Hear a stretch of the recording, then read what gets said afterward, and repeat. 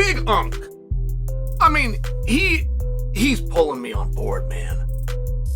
Big Unk has not missed in months. Now, just stay with me. He's got a lot to do with this story, but please hold that thought.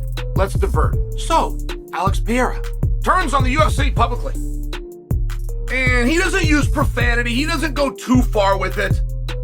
But he does let them know that he's always gone with them. He always backed them. And if they want to start talking about him the way they're talking about him, he can take a different tone back with them. Okay, I don't know what's going on here, but I've seen this movie a few times. And there was no profanity. There wasn't straight up a threat. But you still took something that should have been done in private and you brought it public. Not to mention, I can tell you from firsthand experience, Alex Pereira often does not understand. He is a very good interpreter, but he does often get lost in translation. A lot of times he doesn't turn to the interpreter. He hears it himself and he thinks that he's got it. I mean, I'm just telling you, like, whatever the UFC did with Alex Pereira has misunderstood. I talk to the UFC all the time about Alex Pereira, and I'm telling you, they love him. Just a few minutes ago, 30 or so to be exact, I always answered the UFC's calls, but if they want to play with me, we can do that. I've never spoken poorly of the UFC, but with what I've just heard, I'm disheartened. I've always had thoughts of not fighting anymore, and after what was just relayed to me, this may be the start. Now, after getting this, I did reach out to his team. Not saying anyone specific. The Alex Pereira. Oh, not people. Alex Pereira saying. He has gone to Instagram and he posted this video right here. We have the video.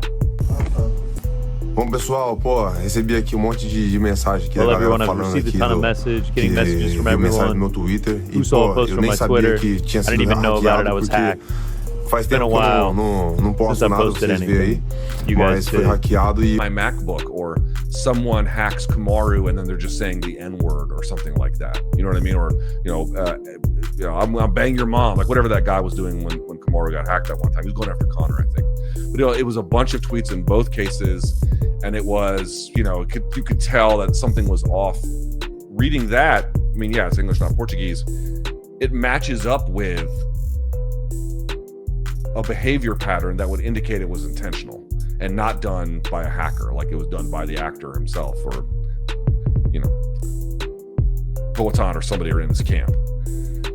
I'm not declaring to you that's what happened. Alex Pereira shocked the entire fight world with just one tweet. A single message on social media, just a few lines, turned MMA Twitter upside down, had fans refreshing their feeds, and had every major news outlet scrambling to get confirmation. Pereira, the reigning light heavyweight champion, the man who has beaten legends and built a reputation as one of the most dangerous knockout artists alive, suddenly suggested that he was finished, done, retired. And it wasn't a carefully worded press release or an emotional post-fight announcement in the octagon. It was a late-night tweet that read more like a confession than a plan. For hours, chaos reigned. Fans were debating whether the sport had just lost one of its biggest stars. Analysts were calling it the biggest shock since Khabib Nurmagomedov retired undefeated. Fighters started posting their reactions. Some sent tributes. Others mocked the idea of him walking away. And for that short window of time, everyone believed Alex Pereira might have thrown in the towel without warning, without a goodbye, without one last fight. The strange part was the timing. Pereira wasn't on a losing streak. He wasn't sidelined by some massive injury. He wasn't a fading veteran clinging to the spotlight. He was on top. He was the champion, and that made the message feel even heavier. Why would a man at the peak of his career, who just defended his belt, suddenly decide he'd had enough? That question echoed everywhere. Then came the twist. Just hours later, Pereira posted again, this time with a completely different explanation. He claimed he hadn't written the message at all. His account, he said, had been hacked. Suddenly, the dramatic retirement wasn't a retirement at all. It was a hack job, a prank, a fake post by someone who had broken into his account. That was his story. But this only added fuel to the fire. Immediately, fans split into two camps. Some believed him. Hacking happens all the time. Fighters, athletes, celebrities, plenty have had their accounts compromised. but others weren't buying it for a second, and the louder voices, the analysts, the podcasters, the MMA veterans, they were skeptical.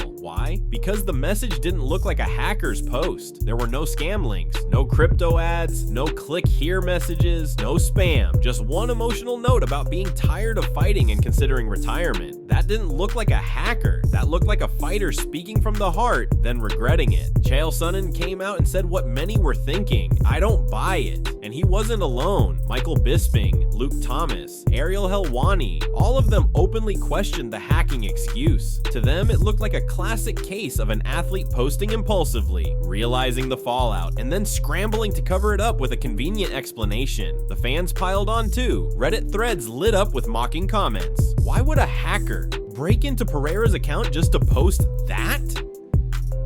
This wasn't hacking, this was a rage quit. Deleting the tweet would have been one thing, but blaming hackers, that's pathetic. And here's the thing, the skepticism only grew with time. Because when the dust settled and Pereira finally addressed the situation in interviews, he changed his tune again. Months later, he admitted the truth.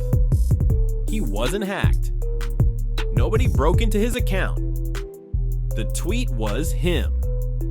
It was impulsive, emotional, a mistake. He explained that it was a miscommunication, a moment of frustration that he regretted immediately. He tried to walk it back, but the internet never forgets. And once the lie about being hacked was out there, fans were never gonna let it go. That one impulsive moment suddenly became a permanent stain on his reputation. The irony is that Pereira is not a man known for being emotional outside the cage. Inside the octagon, sure, he's intense, but outside, he's usually calm, stoic, almost quiet compared to the trash talkers and showmen of the sport, which is why this episode was so shocking. It showed cracks, vulnerability, humanity, and in the unforgiving world of combat sports, that vulnerability is blood in the water. Because while Pereira was dealing with this scandal, there was another man watching closely, Magomed Ankalaev, the man Pereira is set to face again at UFC 320. Their first fight ended in chaos and controversy, and fans had been begging for a rematch. The UFC delivered, but now, the rematch isn't just about unfinished business. It's about pride. It's about mental toughness. It's about who can handle the pressure. Ankalaev wasted no time. He mocked Pereira relentlessly. He even joked that he was the hacker, roasting Pereira online and fueling memes that spread like wildfire. Fans loved it. Social media was filled with side-by-side screenshots, jokes about Russian hackers, and memes comparing Pereira to other athletes who claimed they'd been hacked. For Ankalaev, it was the perfect way to get inside Pereira's head. He didn't need to say Pereira was weak. The narrative wrote itself. Ankalaev's camp went even further, questioning Pereira's mental readiness. They argued that if a champion is tweeting about quitting months before a title defense, then he's already lost the psychological battle. And for fighters at this level, mental warfare matters just as much as physical skill. The fans, meanwhile, kept the backlash going. Reddit threads filled with brutal comments. Some called Pereira's lie pathetic. Others said he should have just owned up to it instead of making excuses. And others, still loyal, defended him, saying he was only human and that the pressure of being a champion can push anyone to their breaking point. But the damage was done. Whether you believe Pereira or not, the story had already written itself. The stoic warrior who never flinched inside the cage had flinched outside of it, and now every time his name is brought up, someone mentions the tweet, the fake retirement, the hacker excuse, the eventual confession. It's become part of his narrative, and that brings us to UFC 320, Pereira versus Ankalaev 2. A fight that was already high stakes is now must-see. If Pereira wins, he silences everything. He proves that he's not only still the champion, but still mentally unshakable. The hacker story fades into the background, and people remember him for what he's always been, a knockout artist, a destroyer, a champion. But if he loses, that one tweet could haunt his career forever. People will say he quit once, and then he quit again when it mattered most. Every highlight package will mention it. Every interview will include it. It will become the symbol of a great fighter undone not by a punch or a kick, but by his own emotions. And that's why this story matters so much, because it's not just about what happens in the octagon, it's about what happens outside of it. In an era where every tweet, every post, every story lives forever, fighters have to be as careful with their words as they are with their training. For Pereira, one moment of frustration turned into a months-long scandal. For Ankalaev, it turned into free ammunition. For fans, it turned into one of the most talked about controversies of the year. So the question now is simple. Which version of Alex Pereira will show up at UFC 320? The knockout machine who silenced Adesanya and conquered 2 divisions? Or the emotional champion who nearly talked himself into retirement before the fight even happened? That's the drama, that's the story, and that's why everyone will be watching.